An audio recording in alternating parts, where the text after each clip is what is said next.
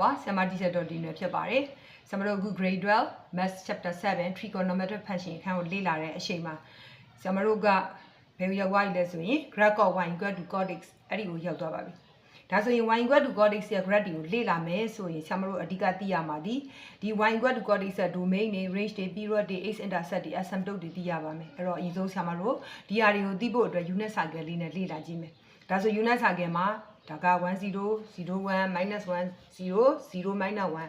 ကဲတပတ်ပြည့်သွားပြီဆိုလို့ရှိရင်သူဒီ sorry စလဲတယ်ဆိုရင်0ပြီးရင်ပိုင်2ဒီကပိုင်3ပိုင်2တပတ်ပြည့်သွားရင်2ပိုင်ပေါ့နော်ဒါကတော့ခလေးတွေ grade 10မှာလေ့လာပြီးသားဖြစ်တယ်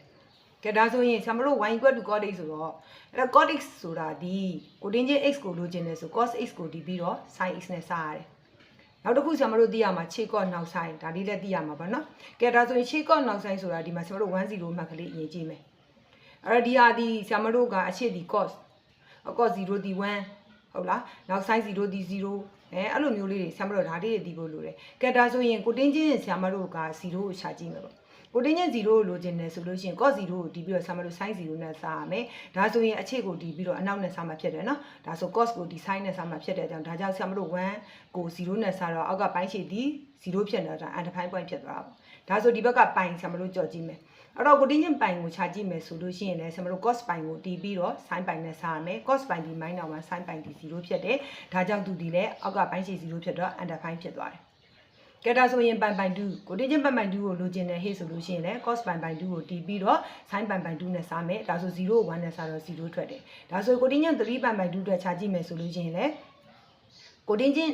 3ပိုင်2ဆိုတာဒီ cos 3ပိုင်2တီးပြီးတော့ sin 3ပိုင်2နဲ့စားတယ်ဆိုရင်ဒီမှာ0ကိုဒီ -1 နဲ့စားလိုက်တော့0ထွက်သွားတာပေါ့ဒါဆိုရင်ဒီလောက်ကလေးကိုနားလည်ပြီဆိုလို့ရှိရင်ဆရာမတို့ဒီ5ချက်ကိုရှာရေးလို့ရတယ်ဒါဆိုဆရာမတို့ domain ရေးမယ် domain ဆိုတာဒီ domain ထဲမှာဒီ undefined ဖြစ်နေတဲ့ point လေးတွေမရှိအောင်เนาะတန်ဖိုးလေးတွေမရှိအောင်ဒါဆို x မဖြစ်ရမယ့်ကောင်လေးဒီ x ဒီ does not equal ဘယ်သူတွေမဖြစ်ရဘူးလဲဆိုလို့ရှိရင်0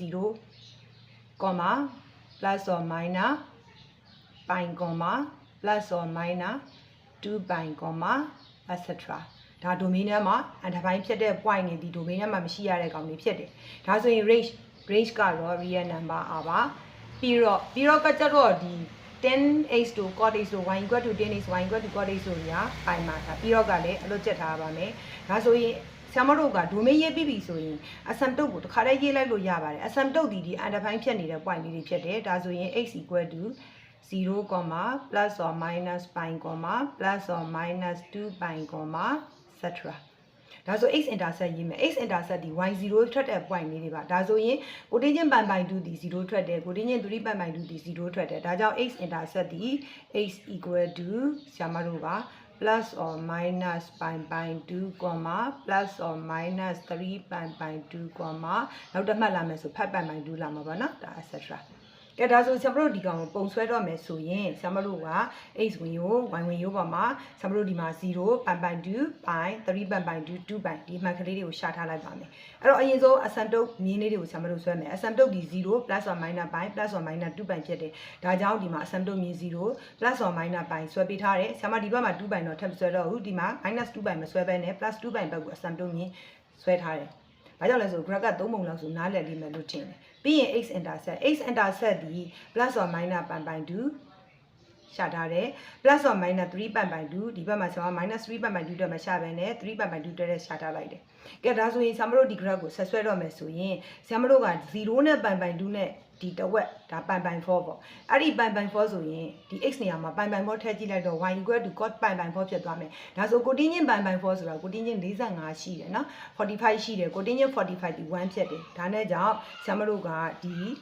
ပိုင်4နဲ့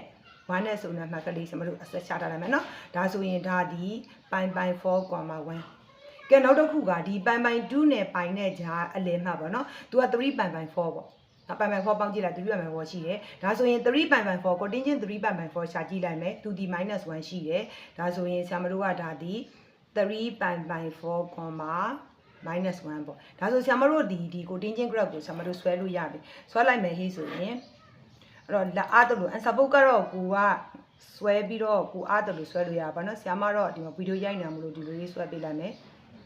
ကဲဒီဘက်ကိုလည်းဆရာမတို့ဒီလိုလေးဆွဲလိုက်ပါမယ်က အဲ့တော့ဆရာမတို့ graph လေးဒီလိုရပါပြီဒီဘက်ကိုလည်းဆရာမတို့ကသူနဲ့ similarity graph ကလေးဆွဲလိုက်ပါမယ်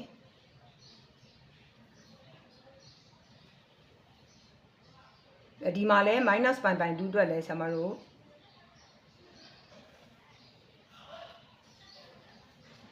ကဲဒါဆိုရင်ဆရာမတို့ကဒါ y equal to